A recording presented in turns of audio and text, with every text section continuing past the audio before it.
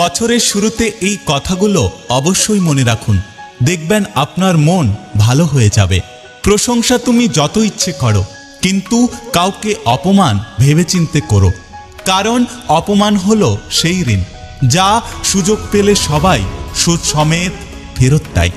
মানুষকে অবশ্যই বিশ্বাস করো, কিন্তু কাউকে বিশ্বাস করার আগে একটু যাচাই করে নিও যে সেই মানুষটা মানুষ নাকি অমানুষ।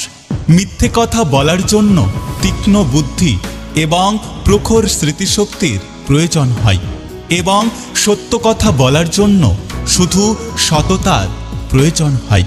নিজের প্রতি ভরসা আর বিশ্বাস করতে শেখো। পথ যতই কঠিন হোক না কেন, রাস্তা তুমি অবশ্যই খুঁজে পাবে।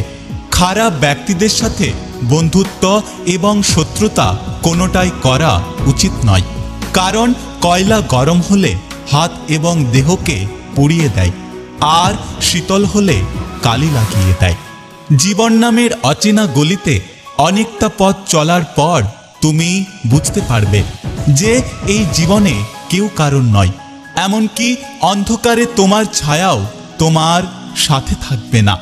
অহংকার যার ভেতরে থাকে সে কখনো নিজের ভুল দেখতে পাবে না এবং অন্যের মধ্যে ভালো গুণ দেখতে পাবে না।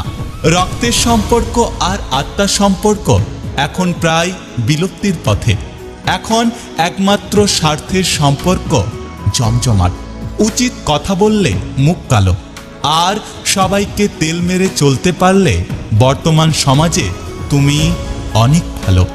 কাউকে তার ভালো মন্দ নিয়ে বেশি বোঝাতে যাবেন না, এতে আপনি খারাপ হয়ে যাবেন। বরং তাকে ছেড়ে দিন।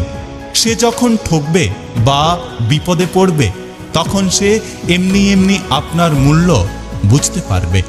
যোগাযোগ ছাড়া কোনো সম্পর্ক হয় না, সম্মান ছাড়া কোনো ভালোবাসা হয় না, আর বিশ্বাস ছাড়া কোনো কিছুই দীর্ঘস্থায়ী হয় না। শত আঘাতের পরেও যদি মুখে হাসিটা রাখতে পারো, তাহলে স্বয়ং বিধাতাও তোমাকে কষ্ট দিতে লজ্জা পাবেন। সব কর্মের ফল এখনই ভোগ করতে হবে। অন্যকে দেওয়া সমপরিমাণ কষ্ট তোমাকেও সহ্য করতে হবে, হয়তো অন্য কারো দ্বারা, নয়তো অন্য কোনো ভাবে।